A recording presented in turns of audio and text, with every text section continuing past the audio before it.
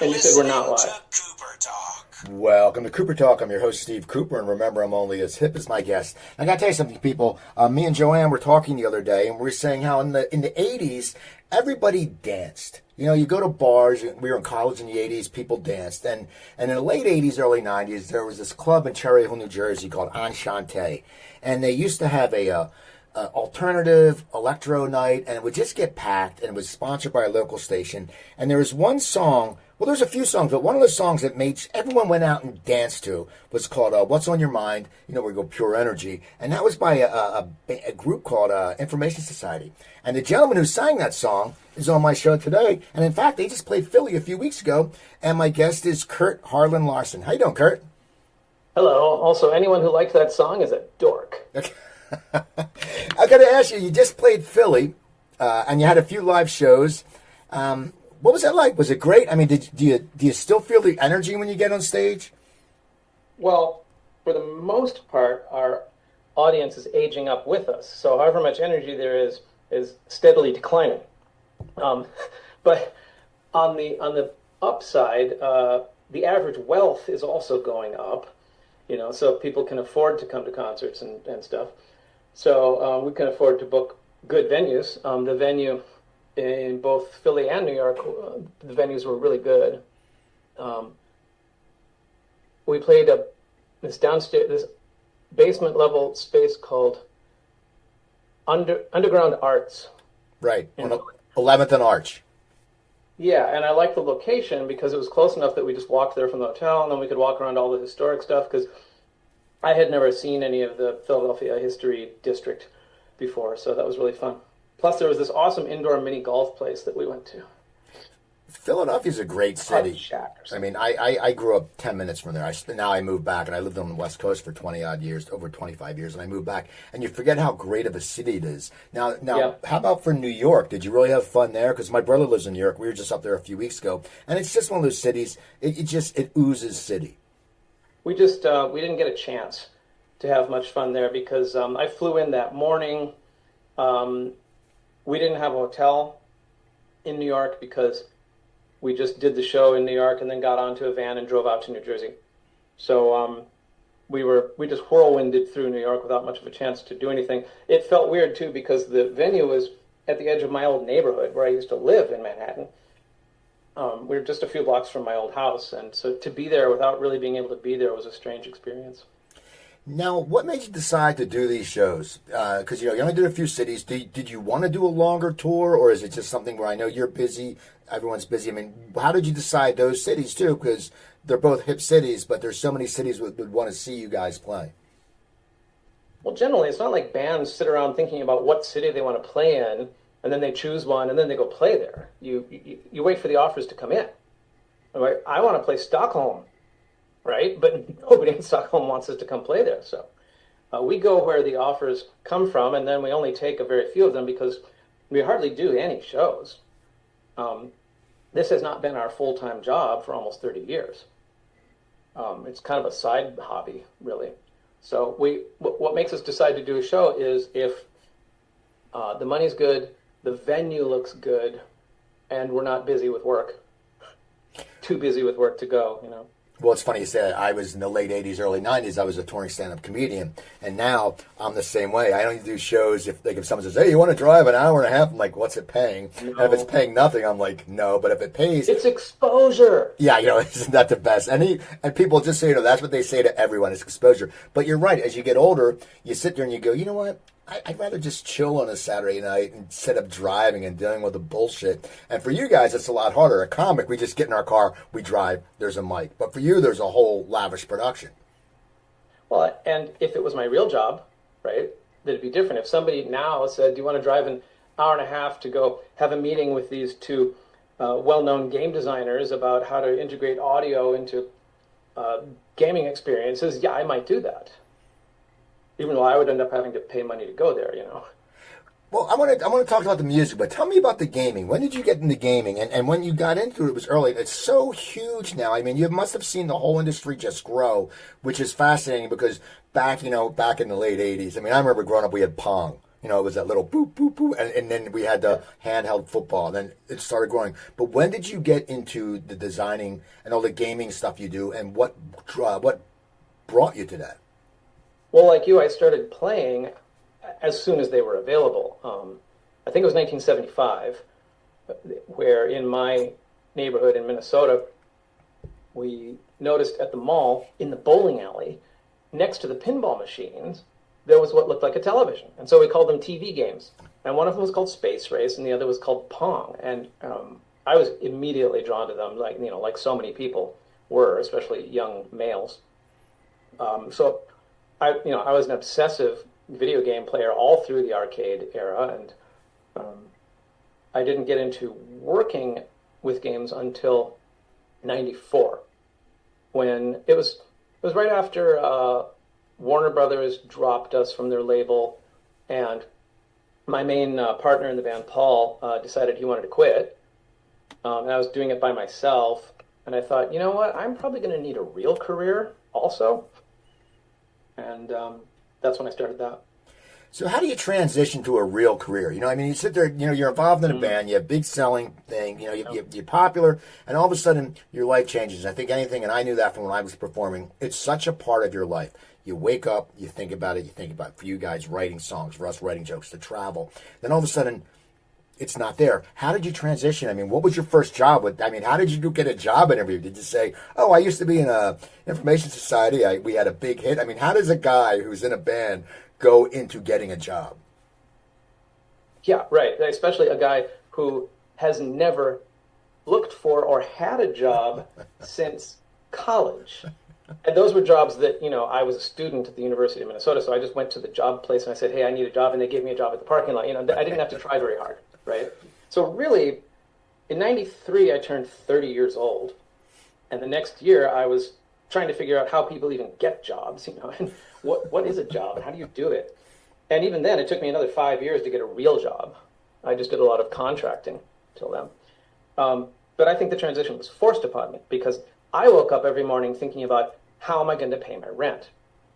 Because the band is not paying my rent anymore. It used to, now it's not. Whether I wanted to or not, I was already in that transition. But, you know, everyone has, you know, how did you break into the industry story? And mine goes like this. In late '93, early '94, when I first started thinking about how I can make this transition, I didn't know it at first, but it turns out I was uniquely well positioned to do it, because it was right around the time, the first wave of game makers realizing that they could up the quality of their product quite a lot just because of new technology. And so they wanted to. They started, you know, the games in the early '80s were made almost entirely by computer programmers. You know, the art, the sounds, everything was done by, you know, somebody who really thought of himself as a computer programmer. By the early '90s, the teams were starting to diversify into actual roles. They had actual artists, actual audio people, actual writers, actual whatever. And they wanted people who could do the music. Nowadays, that's all outsourced, but at the time, they wanted people either outsourced or preferably in-house on the team. And what they needed, what they thought they needed, what they wanted, I should say, was someone who had two things. One of which was proven, demonstrable music cred. Not just someone who's, you know, in an interview can talk a good game, but like someone you look at and you go, oh, well, obviously they know how to do music, right, because they've proven it in a way that I can, you know, in a way that's clear to me, having never met them. And second, and this was the hard part, somebody who was willing to deal with the incredibly arcane, finicky, mad scientist Heathkit technology path that you had to use to do the music. And at the time, there was almost no one who fit that description, right? Because Trent Reznor, for example, who did some music for games eventually, he wasn't about to, you know, stop being one of the world's most important rock stars so that he could go learn how to program a 6-voice 4-op FM chip inside a Sega Genesis. Right. Right? I'm not saying he couldn't. It's just he didn't need to do that kind of thing. And there are plenty of technical people who, yeah, they were willing to do all that stuff, but they had no demonstrable music cred. I was one of the very few people in the world who had the cred and was totally comfortable with that kind of thing, because that's what our band had always been doing anyway. Even 10, 12 years earlier, we were figuring out how to wire things together and dealing with incredibly restrictive creative spaces and just mad scientisting our way through everything. So it felt normal to me. So that was just luck on my part. And then it got even more specifically lucky. I moved to San Francisco in '93 from New York, and I was looking in a local publication of some kind, and I saw some ad for a class being taught at some secondary educational place that was Sound and Music for the New Media was the title of it. And I read the description, and I remember thinking, God, what a bunch of bullshit. Listen to all these buzzwords. This is so stupid. And then I noticed at the end of it, it said, taught by David Havalosa, the head of music at Sega. And I thought to myself, the tuition here is $300. I would pay way more than $300 just to have lunch with the head of music at Sega, right? So, fine, all right, I went to the class, and luckily for me, the first thing he did was he said, I'm going to go around the room, I want everyone to say what your background is with music and this kind of technology. And it came to me, and I said my whole deal, and he said, really? Information Society? Yeah, I just got done putting together an album for Sega of all the CD plus G tracks, and we put 2 of your tracks on that album. And he was really tickled by that. So he took me out after the class, and he introduced me to people, and blah-de-blah, and that's what got it all rolling. So, like a lot of people's stories, there are a few points of inflection at which something happened that they couldn't have predicted, they couldn't have made it happen had they tried. You just have to roll with the opportunities that magically appear in front of you, you know? That is amazing. You're right. So many people, you know, it's luck, but it's not. You have the skill, so it converges with the being at the right place at the right time. Because a lot of times people are at the right place at the right time, but they suck. And they blow it. Then they get they don't get the job. If you see a $20 bill on the sidewalk, you still have to bend down and pick it up. Right. So you mentioned earlier how Pink Floyd Animals had a very big influence on you. Well, I'm going to talk about how you got into music, but tell me how that album influenced you. I don't know if it influenced me. I just remember that I listened to it 1,000 times.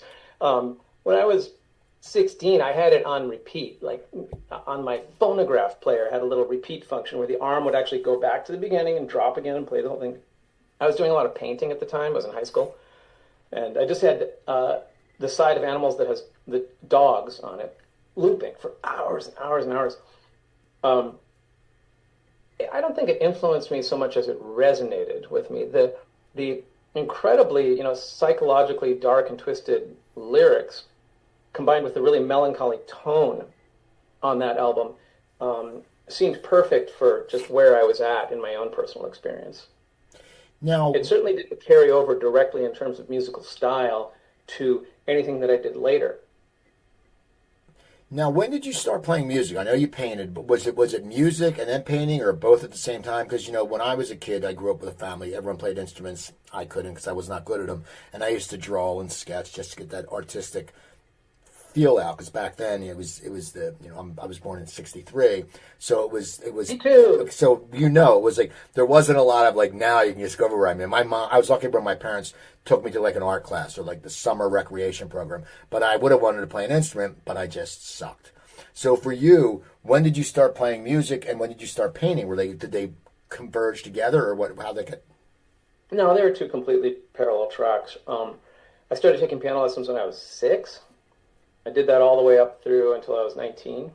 And I started doing visual arts in junior high, so I guess what people now call middle school. Back in my day, we called it junior high.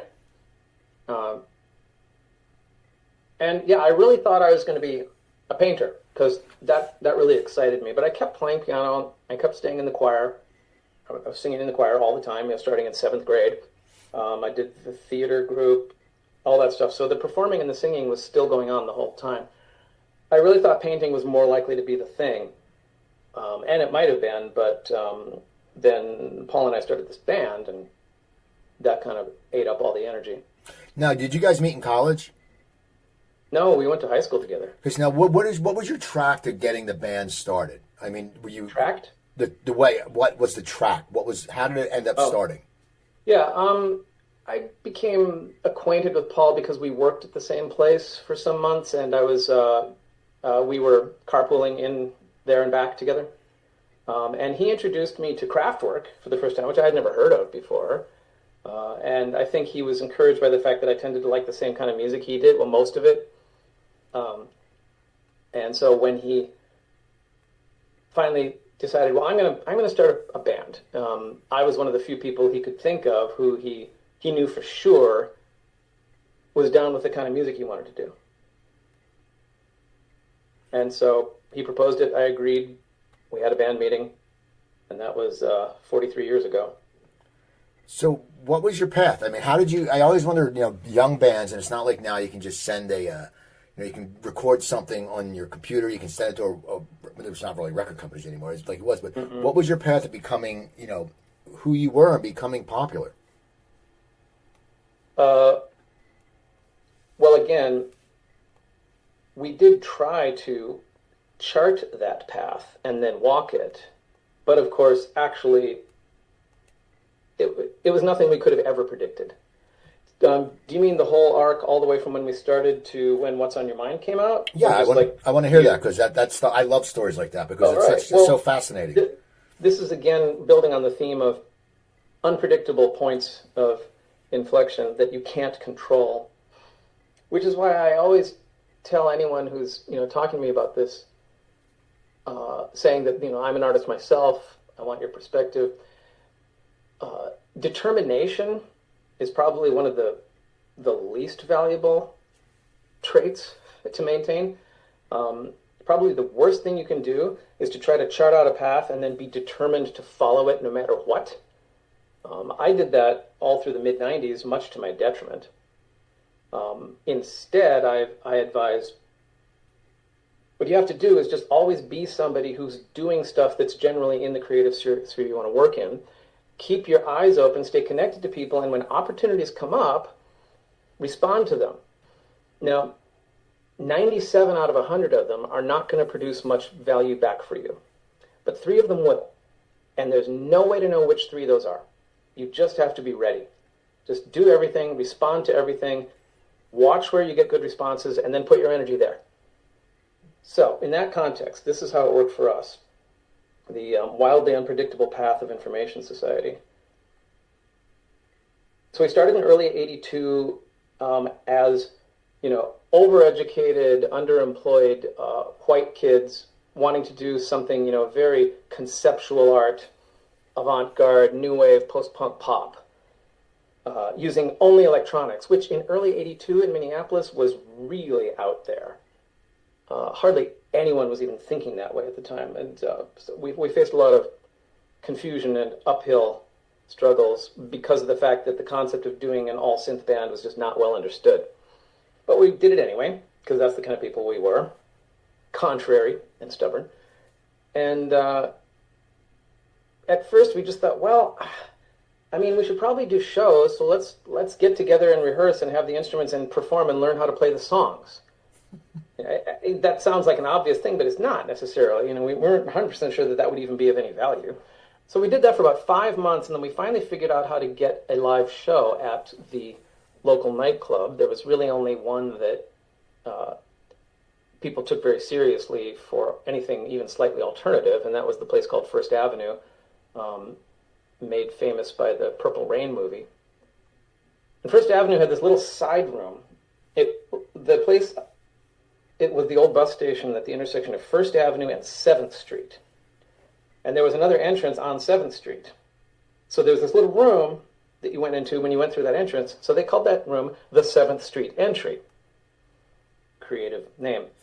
And it was really tiny, and that's where they put all of the sort of new little local bands who had maybe never played a show before. It was kind of an experimental, let's see what happens room. You didn't have to pay much to get in, and nobody expected some incredibly well-developed show there. It was just sort of mostly locals trying out whatever. That's where Soul Asylum started. It's where the Hipsters started. It's where Suburbs played a lot, Replacements, so I already said Soul Asylum. A lot of those bands started up in the 7th Street Entry. And so we got a show and we did it. And, people would walk over from the main room, First Avenue room, and look at the stage and go, what am I even looking at? How are they making that sound? What are they doing to make that sound? I don't understand. What's that thing he's holding? A lot of our instruments didn't even look like synthesizers, let alone not guitars. But there was enough of a minority of people who found that refreshing and interesting that we got invited back to do more shows. So for about a year and a half, we would just play the Entry like every month. And, we got to the point where there were 50 or 100 people who would come to our show every time. Mostly because we were pretty good at being entertaining. And we were very, very different from what was mostly going on there at the time, because what mostly prevailed in the Minneapolis music scene in the early 80s was bands going into the kind of post-punk, but still hard guitar rock alternative stuff where the key feature was to be as unpretentious as possible. Like, we're going to have zero pretension. And we went absolutely the opposite direction. We wore two-colored, bright day-glow jumpsuits and did all kinds of theatrical nonsense. So I think we were kind of a novelty act, is what it came down to. And that was fun and all. It was rewarding. But we were kind of thinking, well, maybe we've done this. I have 5 classes this semester, right?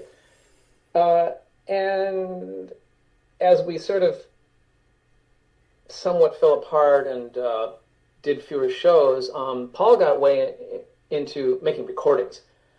Because during that first period, we did do one 5-song EP, but that was it. We had to pay for that ourselves, and it was a huge burden and expenditure.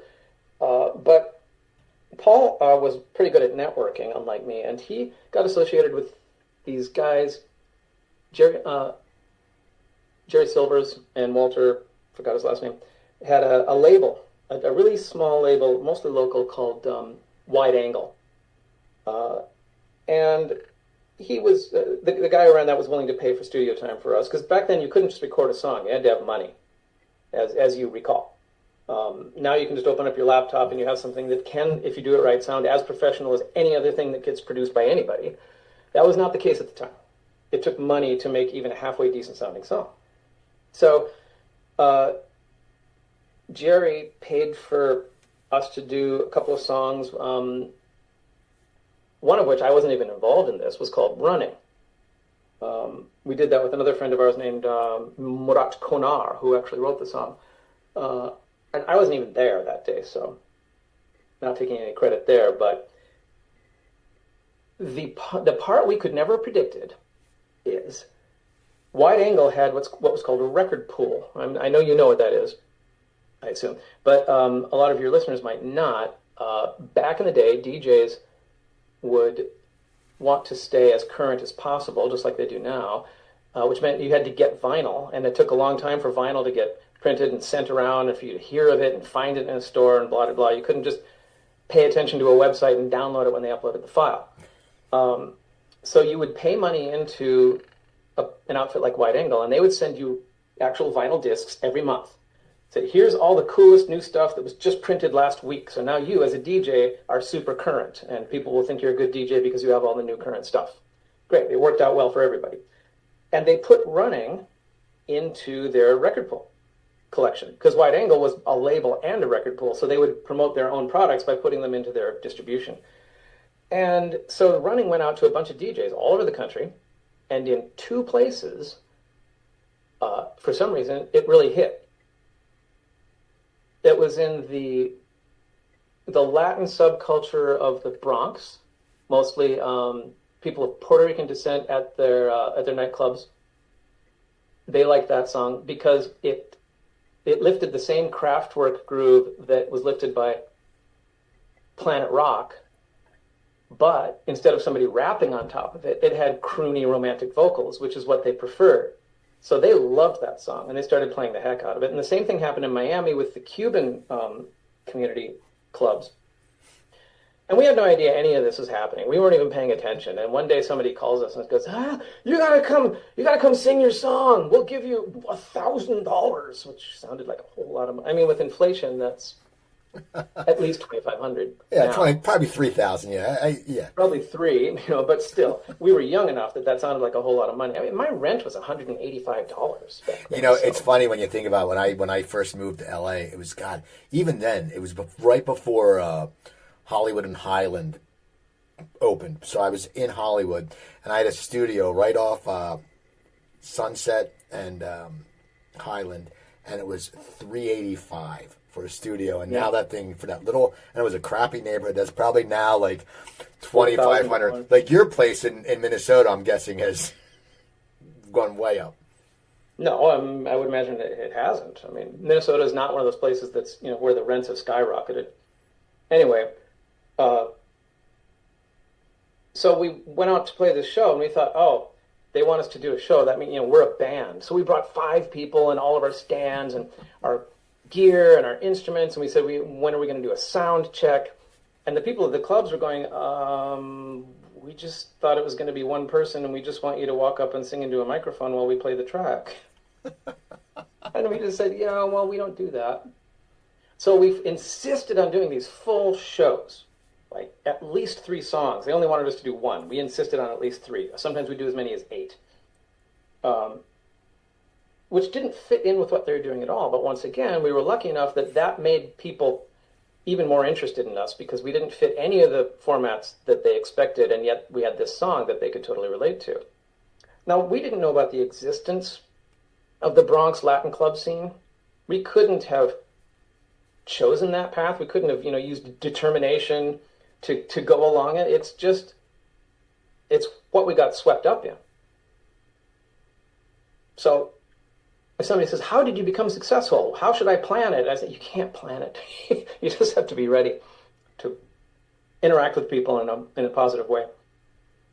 So that paid for us to do, several years of what we call track shows, where we play to a backing tape and just do a few songs. Sometimes we play 3 clubs in one night, And it actually paid our rent for a while. That was amazing.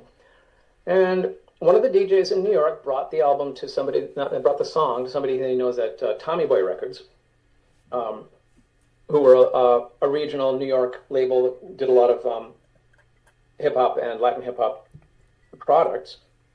And they said, this fits our oeuvre. Let's have one of our people do a remix of it. That was done by Joey Beltram, I think. If that's not who actually did it, I apologize to whoever actually did it. I'm pretty sure it was Joey Beltram. And then that version of the single also got sort of like a second wave of play. And Tommy Boy said, all right, we'll make an album with you based on this. And we were in Minneapolis and made an album, and they said, wow, this really sucks, and we can't work with this. But tell you what, we just did a deal with Warner Brothers, and they have an option on our stuff. Let's see if they want to deal with it. And oddly enough, Warner Brothers did. So we started over from scratch, making the album, except this time with a good producer and in a good studio. And made it. There's some delays that I won't get into because that's a whole sub-story. And when What's on Your Mind came out in June of '88, nobody expected it to make much of an impact. It got to number 3 in the Billboard chart, and everyone at Warner Brothers said, oh, this was absolutely a number 1 hit. We just weren't expecting it. So we didn't have the promotion in place. We didn't have the budget, to advertise it, to do what's called independent radio promotion, which is basically payola. But it was, it was a smash hit. Nobody could have planned on it.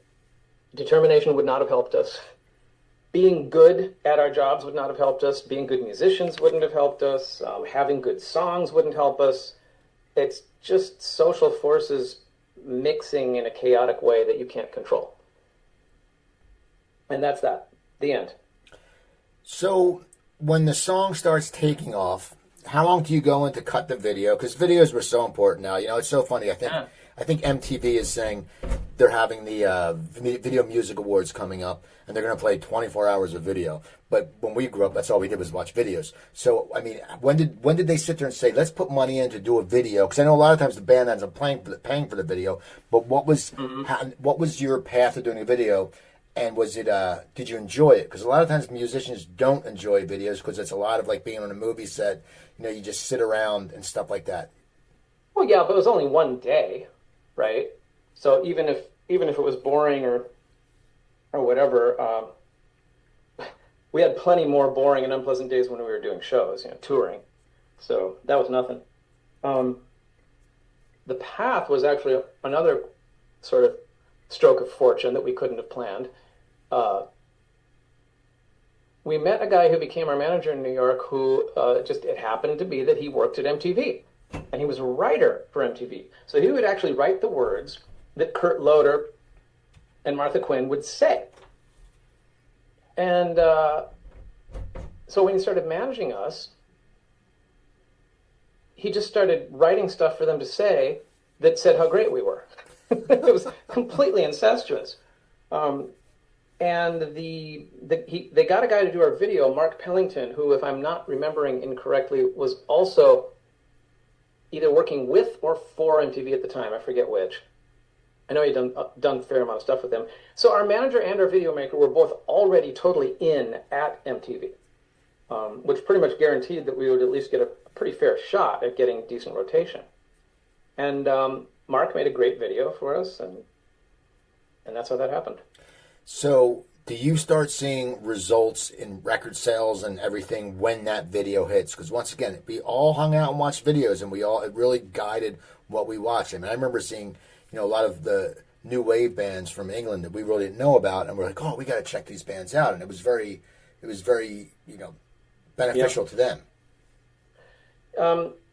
There was a huge bump right when the video came out, but I don't know how much the video is responsible for that, because that's also when the single was released to radio. That happened simultaneously. I don't know, which was responsible for more, but I suspect that the portion of it that was helped along by the video was pretty small, because by '88, the world was still pretty radio driven. Even though MTV was in its ascendancy, it still wasn't, a dominant force or anything. So when you had the hit, how does the record company's attitude change towards you? Who do they put you on tour with? Or are they sitting there? Because you have a popular hit, they're going to be more behind you now. How did it change for you guys in your whole career? Yeah, it did a fair amount. Unsurprisingly, they put us on the Club MTV tour because we had been on Club MTV like 5 times or something. I mean, I'm still on friendly speaking terms with Downtown Julie Brown because of that. I saw her just in March because we both played the 80s cruise. But yeah, we started doing stuff that we never could have gotten going for ourselves. Like we went to Japan and importantly went to Brazil. They managed to get a song of ours licensed on a soap opera in Brazil, which was also huge for us. That was a big thing that we never could have done on purpose if we had even known it was a thing. And that started us being able to play shows in Brazil and all over South America, really. So it changed quite a bit. I'd say that describe it as we went from being regional to national to international because of that first single and that first album. And the work that the record company was willing to do to make those connections happen. Well, what was it like for you guys on the road? I mean, everyone thinks it's just fun and games, but you have to do a lot of work. And was the record company starting to lay into you for about a second album yet, or what was it like in those early days when you were going international and you were getting bigger? Touring is hell, and it's awful. There's very little work to do. This was one of the problems. The 45 to 90 minutes that you're on stage are honestly the best part of it, but frequently you won't be doing a show every day, and most of it is just boring and lonely, and you're cut off from your life, and you're stranded in the outer ring suburbs of Oklahoma City with no transportation. You don't know anybody. I mean, that's what it was like. Plus, we in the band didn't particularly get along very well, so it's not like, oh, it's okay because I'm out with my friends. And, these people were not my friends anymore. Was that because of success? Or, I mean, because, was it, or was it just because you were we're, together? We're incredibly difficult people. Okay. All of us. So, no, tour was no fun at all for us. I suppose some bands know how to do it, in a way that is fun, but that sure wasn't us. Now, I hated it. Did you start to get recognized? Because you had the hair, you had the look, Yeah. People would notice you. I mean, what was it like for you when you started getting recognized? Because that's a change, for anybody. If you get recognized, it's like your life changes. Yeah, and not for the better for most people. The first time it happened was in the parking lot of a Target store in Dallas, and it was very strange and kind of interesting. And like, oh wow, that just happened, huh? Cool. And I'd say every single time after that, it was just uncomfortable and nerve-wracking. It made me feel paranoid and anxious. Luckily, I haven't gotten recognized much in decades because I don't look like me anymore, so that's good. But it's still bad. Celebrity is always bad. I've had stalkers, I've had threatening mail sent to my house, just all kinds of crazy shit. It's not all glamour. So after the first album, when did you start deciding to work on the second album? And what does that label expect from you? Well, contrary to your question, actually, what our management, what the label wanted was for us to just keep on playing shows. We wanted to get back into the studio and record a second album. We had to push back really hard to be allowed to do that, even starting 18 months after the first album was released. And by then, in between the first two albums, there was 3 years between when we made the first one and when the second one was released. We eventually just put our foot down and said, we can't just keep going out and doing shows because the popularity of this stuff is going to naturally fade as people move on to new things, and we're not making any new things. So come on, guys. And eventually we did. I think we waited too long, but we did it. Why do you think you waited too long? Just because you may have lost some heat or what? You mean, what are the disadvantages of waiting too long? Yeah, people lose interest. Now, were you happy with the second album? No.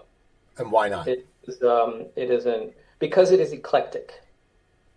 And eclectic is bad. Writers love to use that term in a positive sense, but I think consumers only experience it as a bad thing. If you're familiar with the idea of, oh, this has something for everybody to love, it does. It also has something for everybody to not love. And I came to understand that people make choices about what albums to listen to back then based on, is there anything on here that I don't want to hear? And on that album, no matter who you were, yes, there's going to be at least something that you don't want to listen to, and so you don't put the album on. So did you want to put your foot that? I mean, did you know that as you were recording it, or why did you end up going in that direction? Just because you guys were growing as artists, or why did you end up saying, like, looking back now, you can say it was eclectic, but back then did you say, oh, this is eclectic, this is hip, this is going to hit? No, I was too close to it, too in the middle of it all. I was in the middle of the blizzard. I couldn't see the overall pattern of the storm. And I had no idea that being eclectic was a bad thing. I developed that opinion, in hindsight, as you said. So it's really, the question is, why didn't we not do that? And it's because we didn't know any better. Also, we, especially me and Paul, were very strong-headed and stubborn and had our own ideas about everything. And we disagreed with each other on everything, which is a recipe for a bad album, because we didn't have anybody in authority who was willing and able to say anything like, these songs are too all over the place, we need to unify a sound. Right? Nobody could successfully say that to us and get us to back down. We were 26, 27 years old. At that age, you still have to kind of just believe in yourself no matter what, even when you're wrong. And I think we largely were. So we ended up just putting on all the stuff that Paul and I self-indulgently had been wanting to do for a long time. It didn't all go together very well at all. Now, our next album, I think, was much more unified. and better. But by that time, interest was definitely waning. So when do you find out that the record label is dropping you? And is that a shatter to your ego and confidence? That was in the spring of '93 after the third album came out. And no, it wasn't that big of a blow because I think we were all kind of thinking the same thing. Paul and Jim and I were at that point, really sick of working together.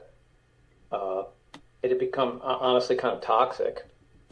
So when Paul told me that he wanted to stop doing the band, my thought was, oh, okay, that makes this easy. I don't need to quit now. But I mean, we talked about this earlier. You didn't get into computers, but did you feel like you lost a little bit of your identity in that first few months because you're used to performing? That was your life. I felt I lost the identity a few years later when I finally had to kind of give up on it. And by then I was, approaching 35, and by that time, hold on, I got to respond to this.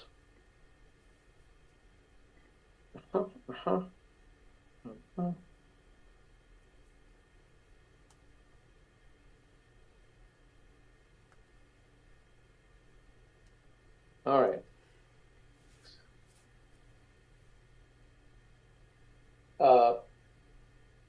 By 35, you'd better know what life path you're on. Not that it can't be changed, but you should at least be aware of it.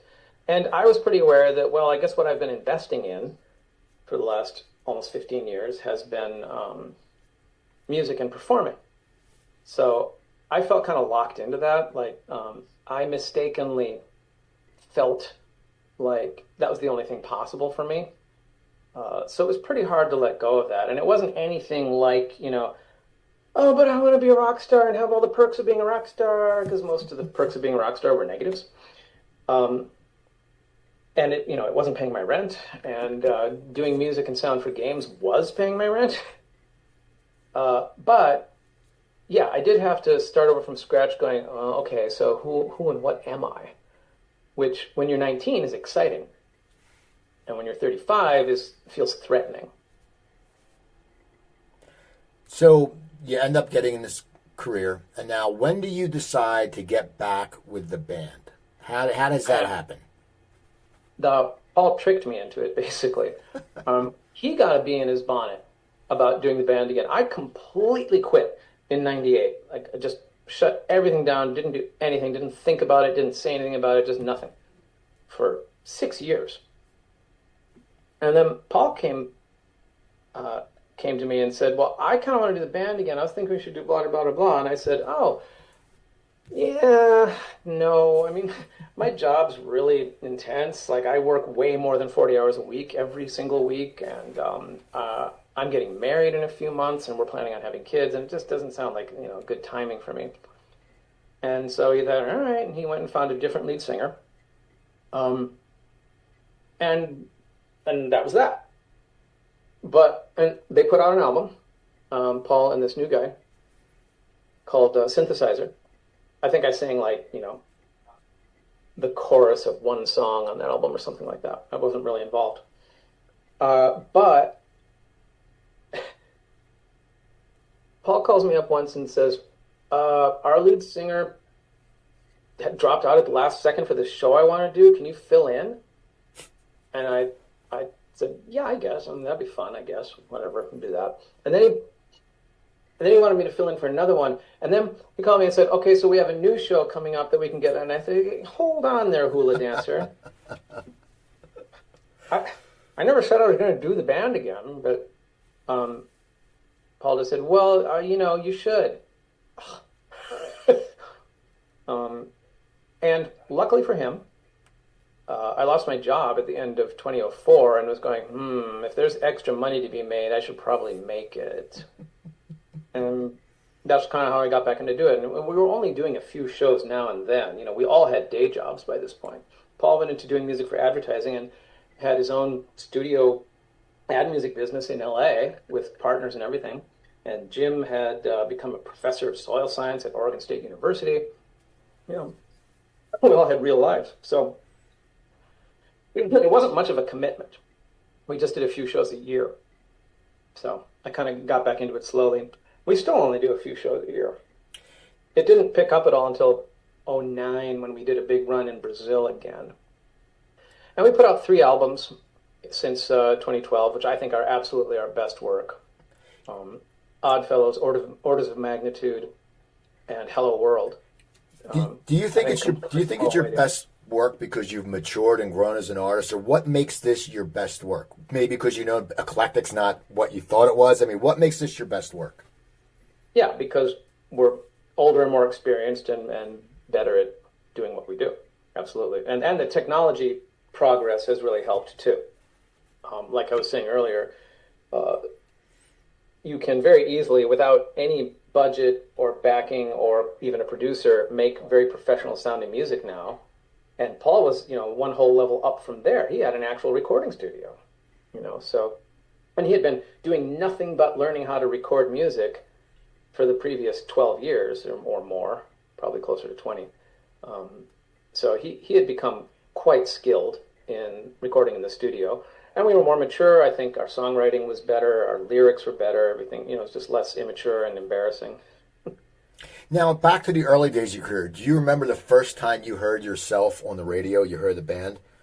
And not running, because you said you weren't really involved in that, but the first song that you heard. Yeah, not very specifically, but that definitely would have been the summer of '88. And it was fun once or twice, and then any other time, like, if it would come on the radio when we were being driven somewhere, I'd basically ask them to turn it off.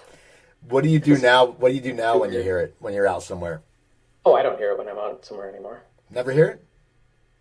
Not really, no. You're lucky. I mean, I have people tell me, hey, I'm in Walgreens and I hear your song, but somehow I never noticed that happening. Well, you guys blew up in the late 80s. What do you think, and the 80s have had a huge resurgence now. I mean, as you said, people have the money. I think it's also a lot of people who were in the 80s are becoming empty nesters, so they're going out again. But what do you think back in the 80s, what do you think made it such a special time? Well, remember in the 90s and O's when the 60s became all big again? Yeah, it's not a coincidence. We get to a certain age, and we have the nostalgia, and we have the money, and so the stuff from our impressionable years gets dredged up and purchased for entertainment value. Pretty soon, our age group will age out, and it will no longer be profitable to market such things to us anymore, and then it'll fade away. But what do you think made the 80s so special? At that time when you guys had this huge hit, what do you think made that such a special time? Because the music was great, and I talked to a lot of 80s artists, and it was just a different time. And I always say it may have been, I was talking to the woman who starred in the movie Valley Girl, and we were talking how there wasn't really any PCness because no one were jerks. It was just a different time. And I don't think there was internet, but for you as someone who lived it and had a big hit in the video and you toured, what do you think made the 80s so special? Well, I don't think the 80s had any more unique properties than any other decade. Like, most people would argue that the 60s were the most memorable decade, but I don't know much about the 60s because I was 7 when they were over. Although I do remember, I have visual memory of being at an anti-Vietnam War protest march with my parents. Anyway, but, to list out what was unique about the 80s, in terms of music, I think it was almost entirely driven by technology. It was the advent of, there was a huge leap in recording studio and musical instrument and musical effects technologies between the 70s and the 80s. Like, if you look at how albums were recorded in 1973 and you compare it to 1963, it wouldn't be all that much different. But comparing, say, 78 to 88 is just a complete revamping of the entire process of how recording technology worked. And so everybody had all these new capabilities that they never had before. We could make sounds we'd never made before. You could do things that were impractical before. And so there was a great deal of experimentation. I think also the punk movement, which was legitimately, I think, a cultural thing, sort of convinced the music business that trying out new things was maybe not such a bad idea. So there was perhaps more tolerance for things that were new, different, and experimental. That probably also contributed to what made 80s music what it was. Beyond that, I don't know. I was too in the middle of it. And when I think of the 80s, I think of two things. There was what the mainstream was listening to, and it wasn't Book of Love and Susie and the Banshees. It was Def Leppard, Michael Jackson, Madonna, and all of the bands that were big in the 70s were still, fairly significant. I think people listened to Styx, right, more in the early 80s than they were listening to Duran Duran, right? So there was that. And then on the other hand, was stuff I listened to, and that was also not Duran Duran, right? It was, oh God, The Residents and Einstürzen und Neubauten and Cocteau Twins and Susie and the Banshees and Devo and Gary Newman. For the most part, those weren't mainstream acts either. So what's interesting to me is that what we remember as 80s music would actually at the time have been judged to be fairly alternative. Like if you come up with an 80s playlist, it wouldn't look like the top 40 from the 80s. If you go online and look up, Billboard top 40 chart and some date in the 80s, and I think you'll be surprised at how it doesn't look like what you'd expect. You are right. I mean, it is true. It's just different. And what signifies the 80s? I mean, like everyone thinks, the John Hughes movies, Simple Minds. Don't you forget about Simple Minds. That was a great song. And just they all think about that. I mean, I listen to OMD all the time. They're like one of my favorite bands. I just saw them a few weeks ago. Andy's been on the show. They were amazing at concert. Everyone was old, and we all stood the whole time. I mean, no one sat, and it's like, and no one was tired. Well, we were tired when we got home. So anyway, go ahead. Yeah, I've been listening to and seeing the shows of OMD since I think 1982, maybe, and they just keep getting better. Their recent albums, I think, are possibly their best. So I have one final question for you. I always ask my guests this: looking back at your career, because you've had two successful careers and you've had successful life. What are a few things that you look back that make you proud? When you look back and you go, you know what, I'm proud about this. I mean, you mean having to do with the band, music, and then your now career. Well, for game audio, I'm really proud of the Soul Reaver series. That was just re-released in a, quote, remastered, end quote, version for the PS5. And I think that's probably it was the career-defining project for me, was Soul Reaver. And I am really proud of that work because it sounds pretty cool and pretty appropriate, but what people don't realize is it's not pre-recorded. It's being live rendered in the machine at the time that you're playing, and all of the music and all of the sounds for the music had to fit into less than 500 kilobytes of memory. Probably some of you listeners out there don't know what a kilobyte is, but I'll just say it's very small. You can fit 1,000 of them in a megabyte. And for the band, I guess I think our last three albums are the most pride-worthy things that we've done. Oddfellows, Orders of Magnitude, and Hello World. Well, going back to the what made the 80s special thing, I want to illustrate what I was saying earlier. I just looked. Okay, this is the Billboard Top 40 for for some periods in 1986. Number one, Sheila E., who I just met for the first time ever on the 80s cruise. She's awesome.